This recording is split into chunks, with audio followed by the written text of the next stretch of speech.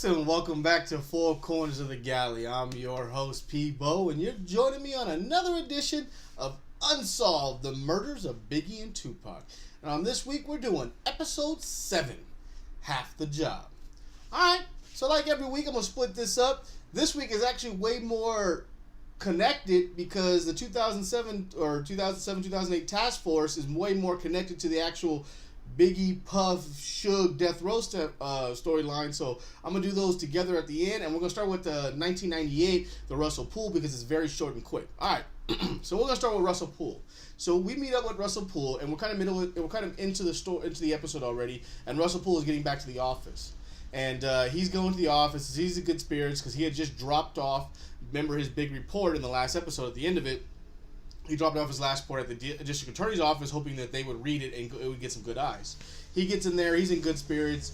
He's walking over to get coffee, and every single cop is staring at him, and he's like, they got no idea what's going on. So he gets called in by his boss and basically just gets reamed. His report got back to them. The district attorney didn't even look at it. The one he gave it to, she gave it right back to the department, and everything blew up in his face. So now he's fighting for his job and fighting back, and his boss is trying to kick him back, and everything is just going bad. Like, at this point, Russell Poole is at his worst, and this is what leads him to do to the actions that why the task force is created later. Because he's been blackballed, the things he's been saying, everything's going bad. So he comes back out of the office after this heated discussion, and he goes to his office, and they've drawn a picture on his desk, and it's got him in the sewer pipe like he's less than poop, and it's just all bad for Russell. So he kicks back out. So the next time we catch up with him, he's actually sitting in front of his car, and he's in front of the police academy over in Legion Park in L.A., and he's sitting right there, and he's just kind of staring at the things, and then Detective Brian comes out of nowhere and kind of like looks in and is like, I've been looking for you, man, like, what's going on? Let's, and they kind of have a sit down, and they're starting to talk, and at the same time, you see that Poole is sitting there with his gun drawn. He's sitting there on his gun, and you don't know what the heck he's going to do, and he's just talking about how he feels betrayed. He's like, don't you remember when he came out of the academy? We were a brotherhood. We're supposed to be a team. We're supposed to work together and look out for each other. He feels betrayed. He's pissed off. So him and Brian have this real big heart-to-heart and really just kind of calm down Poole and just explain to him. And he tells him that he read the report, and he understands what he says, and he kind of brings him down, and Poole hands over his gun, and it kind of like relieves the situation so it's too much tension, basically showing that these murders and these cases and these jobs they have is really hard because it really syncs up with the task force, which we'll get to in a second, and other issues he's having by being the main guy on this whole case and everything. So the next time we see Poole is actually at the end of the episode, and Poole, he's meeting with this individual at the beach, and you have no idea what's going on, and you find out it's the LA Times, and he's handing over that giant report to the LA Times so he can bust this story wide open and make the public see what he's been seeing. So I like the end piece. It's a real short thing for his part, so I think they're leaving more of his bigger stuff for the next 2 episodes, and this one, which was way more task force, Keithy D, and everything else focus, was the best part. So let's jump right into that stuff. So we're gonna jump into the Pac, Suge, the Biggie and Puffy storyline. So it starts off, and it's 3/29, 1996. And it's the day of the Soul Train Awards, and Puffy's gets a rise in town, and he's with his boy, who you don't know his name, but his name is Zip. We later find out that his name is Zip, and they're arriving at this hotel, and a bellman sees him and he's like, hey, what's up, Puffy? He's like, East Coast, baby, and Puffy like snaps him, nah, man, I ain't about that life, we ain't about that war, we ain't about that, and the Zip has to come, he's like, dude, he's just a fan, man, he's just part of his thing, and Puffy's freaking out, and you can see that all the tension and the death threats that he got last time and everything is coming to a head, and this East Coast West Coast war, which is in the middle of it, is just really wearing on him, and he can't handle it. So they have this whole thing, and then it cuts to basically it seems like the nighttime, and it's Suge and Pac, and they're driving to the awards, and they're having a conversation. And so Suge and Pac are having a conversation, and Pac's upset because he wants to be performing tonight. He doesn't understand why Biggie's performing, he's not performing. And Suge's trying to calm him down, like, look, man, don't worry about that. You're gonna get your Album of the Year award. You're gonna get your due. And we're just gonna go there and we're gonna represent. He's like, nah, man, that should be up me. And then Suge gives him this whole thing and goes real gangster on it. He's like, man, let's rush the stage. And Pac's like, nah, man, we're not gonna rush the stage. We ain't gonna do that. He's like, nah, we should rush the stage. He's like, nah, we're not trying to do that. He's like, he wants to see black people win, and Pac's all about the movement and wants to see people move forward and wants to see black people get paid, and Suge going straight gangster, and he was like, nah, man, let's just rush the stage and let's just be about it right here and there. We in our town, let's do this. So they have this great combo back and forth, and Pac respects him for like the true thug in him and the willing to just be down when it needs to be, and it's this great conversation back and forth. So then it kicks to at the awards, and now we're at the awards, and it shows backstage. And this is also a scene from Notorious, and it plays out a little differently, obviously, in this one and in Notorious. It's very interesting how they both represented. This one seems more level-headed, and the Notorious one seems like it was favoring Biggie more, but who knows? And maybe Puffy was covering because he was executive producer on that. But it's backstage, and Puffy's freaking out, and Big's about to perform tonight, and Big's talking about, like, let's do this, baby. They're going to be here. Let's just keep it gangster. So Biggie's going real gangster, and it's Puffy who's trying to be more actually, he's not about the movement. He's just about the classiness because he's trying to respect and honor the Soul Train Awards, and, and he's trying to honor that whole thing and what the Soul Train has meant for everybody and how it's a prestigious award, and he wants to be classy and show up, and he's trying to explain to Biggie that this performance is going to be so big that it's going to overshadow this war and no one's going to be talking about it again. Obviously, he was wrong about that, but that was his dreams and wishes he was looking for. And then they have this conversation, which is the thing about, he says, in the movie, I remember Notorious, Biggie's got his shoes are too small. And this one, they say he got 2 left feet. And they both steal his shoes from another guy. They steal some dude's shoes. And in the Notorious, they steal some ugly ones.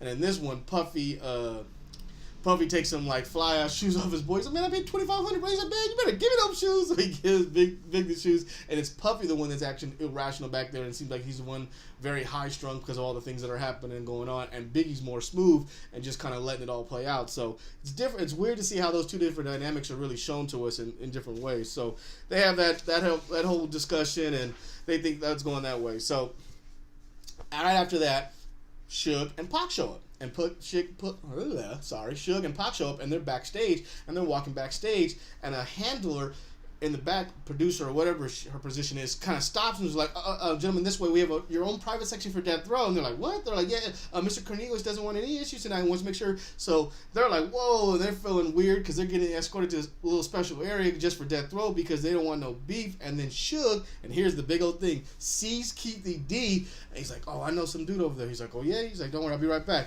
And he goes over there, and this is like the huge connection between it all. So this is 1996. This is pre-everything, the whole everything really going down. Suge sees an old boy from the Compton hood, and he goes over there and tries to check him and try to like raise up on him and try to tell him like, why are you over here with these East Coast fools? You know that ain't right. You know this is still Compton. I always thought that was funny because he says Compton and not Bompton, because he's trying to talk to the Crips, and he's a blood, and if he disrespects the Crips by calling them by the real name, there's gonna be some issues right then and there. So I like how he tried to come at him with like an olive branch in a way, and like trying to say like, we both from the same city, same hood, man, you can't be like that. And they kind of walk off with their own little, stare down and everything like that. And that kind of ends that right there. I'm gonna stop it at that point because the next stuff all connects with the 2007 task force.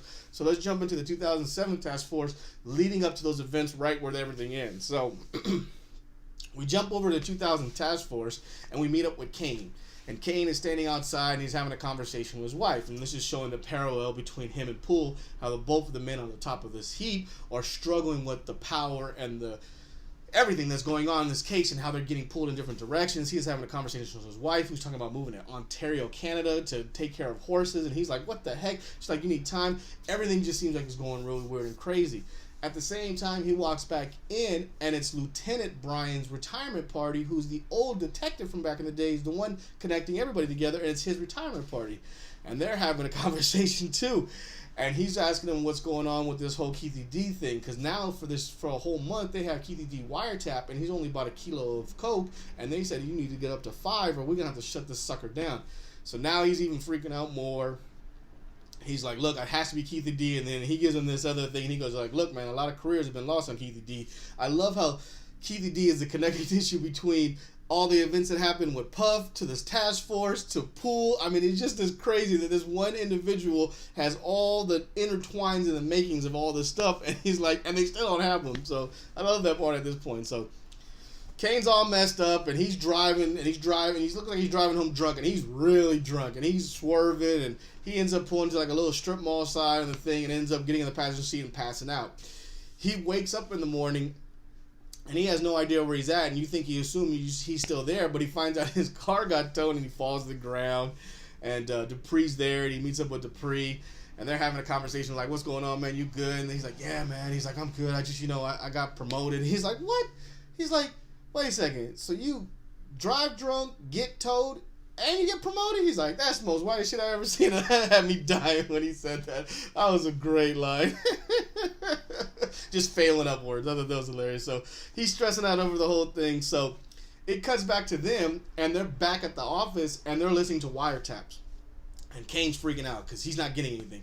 They're all listening. Nothing is coming across. They're not getting any good dirt. And then finally, the one guy in the back, who's the ATF guy, he hears something about apple juice. And I guess that's codes for PCP. I have no idea either. I'm not hip to the new terms of PCP. I stay away from that craziness. So I guess he says he wants to buy like a half a gallon of PCP. And I guess based on that weight is way more than the actual kilos of coke. It's a higher grade of drug. So they think they got him. So now they're going to set up a sting to catch Keithy D in with this PCP they're going to bring. But they have this dilemma because they know this little young kid is not some big time dealer. So one of them has to make like they're the dealer. So they end up by process of elimination, and they end up going with the lady detective who is oh man, I can't think of her name right now. I'm sorry. So she has to go in. Justine. She has to go in, and she's now playing the lady drug dealer, PCP dealer, and she's handling herself well. So they go down to the meetup spot, which it looks like the Jays, but they're probably trying to pose it as something else. And they're down there, and now they're sending her and this guy in on something they really don't have no eyes on. They don't have any recordings because they're scared he's gonna get pat down. They don't have any scopes in to see. They got nothing, so they're blind for this whole deal. So they're really trying to build up this like fake tension, like something bad's gonna happen during this deal, and really nothing really happens. The deal goes smooth, everything's fine, and Keithy D even takes them out the back so they can slip by everything and not be seen. Ends up nothing's happening. The deal is fine. They get there. Now they got Keithy D on this PCP bus, so now they really got Keithy D in the box. So they go to start following him. They follow him all the way back home. He's probably at this point moved out to somewhere in the IE, living in some nice home, because that's what it looks like, one of those nice track homes out there. And they roll up on him, and he's taking out his trash, acting like a normal citizen. They're like, man, look at this dude, still taking out his trash. Drug dealer, still taking out his trash. They roll up. He's like, look, man, let's just take this inside. I got noisy neighbors out here. So they go in the garage, and they have this fun little moment. They sit down to have it, and all of a sudden the lights click out. And you're like, oh, what happened? And you really think something's going down. And then all this commotion comes on. Keithy D ends up hitting the lights. He's like, man, I gotta get that timer fixed. And you got the pre over there with his gun pulled, and they're all freaked out. He's just looking at him like they crazy. He's like, well, what are you guys doing? So that happens, and he ends up like, look, man, we need you to come in and do an interview. So this is where it all goes down. So they get Keithy D back to the interview room, and they flat out ask him, did you have something to do with the Biggie? He's like, yeah, I got nothing to do with that murder. They're like, that murder? Yeah, that murder. And it ends up finding out that he was the one involved in the Tupac murder. And it all goes back to Orlando Anderson, which the streets have been saying forever, and everybody pretty much knew, but could never put it on him. And then he ended up getting killed a year later anyway, so it all went for nothing. So because Keithy D is the uncle of Orlando Anderson, he breaks down the whole scenario. So he starts it all off at the beginning with the chain, where they talk about Suge giving out the death row change, Orlando getting like, I'm gonna pop that one dude for his chain, trying to snatch it, the fight, the whole afterwards, after the fight, Vegas shut down, and then they show you something that we haven't seen yet, and this is a great thing they show us. So after Orlando gets beat down, he meets back up with Keithy D and his boys, and then you see the other guy, Webster's there, and they're all there, and they're talking about, we gotta get back at him, this ain't the way we go at it, and like, we ain't got no heat. And then there's Puppy's boy Zip. He hands him the gun. So now they end up doing all this arguing, and they talk about they're going to meet him at the 626 Club, which they were supposed to go to. So they end up going to that club and waiting for him like 15 minutes. They never show up. So they roll back out, go pick up some drink, and now they just driving around getting drunk like some old school LA gangsters. Because I mean, that's the kind of stuff they used to do back in the days in LA. Get drunk, drive around, and shoot up houses for no reason and do drive-bys. So that's legit. So they waiting around, and then they spot him driving by because of the commotion by the ladies and everybody seeing him. So they spot him busting you, and they show exactly how it goes down. So Keithy D's on the other side with his cousin Orlando, the other one, and he's got their two boys. They try to give their gun to the boy, and he's like, "No, man, I can't do this. Tupac." He goes, "I know it's Tupac." Gives it to Orlando. Orlando shoots it up, straight up. They fully admit it. They even show what happens after. They peel out. They end up parking the car in some little deserted hotel in Vegas off to the side. And Orlando didn't even drop the gun. He puts the gun underneath the wheel well, so they take it back. And that's how the gun ends up back in Compton. I mean, man, what a crazy event that he breaks it all down like that and shows that. Then they start talking about a little bit of the after effects, and he's like, well, did you get paid for that? Because he tells them before that they had a conversation, him and Puffy had a conversation after, so that all goes down. So before all that happens, at the same time that he's talking about the stuff that's going down, right after the performance of the Soul Train Awards, Puffy, Big, and Bad Boy and the Southside Crips have a big old like standoff in front of Death Row, the Outlaws, and all the Bloods, and they have this big old walk out of the Soul Train, and then Bad Boy and all their crews coming out, and Suge and Pac and all them are down there, and they just start wolfing back and forth. Pac yells out Judas, which was hilarious. Big just standing there like, let's do something, like he ready to rumble. It's just a bunch of wolfing and talking, showing guns, and no one does anything, but it's just the aggravated motion that scared the mess out of Puffy, that put the whole wheels in motion, where he goes back, I guess, afterwards, just talking. These dudes see it one way, saying that Puffy's like, I want their heads. I guess he probably did say it. I mean, it could be hearsay, thearsay, who knows, but it says it. They take it one way, misinterpret it, take it one way, and that's how that hit start, and that's how that whole thing goes. So they ask Keith D at the end if he ever got paid for it. He's like, I never seen him ever again after that. He's like, I did hear, though, that Zip got paid $500,000. They're like, why $500,000? He's like, half the job.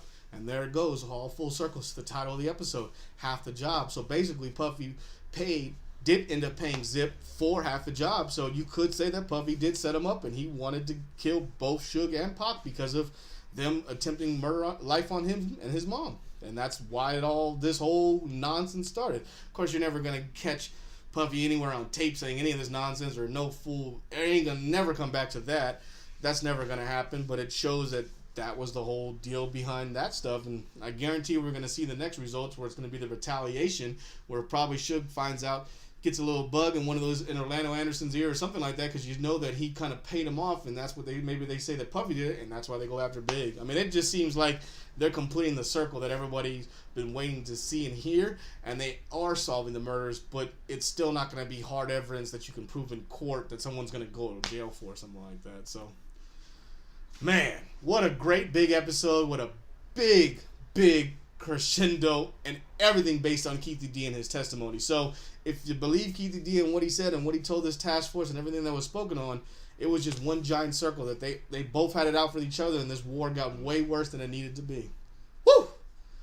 I don't know about you, but this show has gotten better and better each week, and it's just getting more and more exciting, and I can't wait to see how it's really going to end up on this whole thing. So, all right.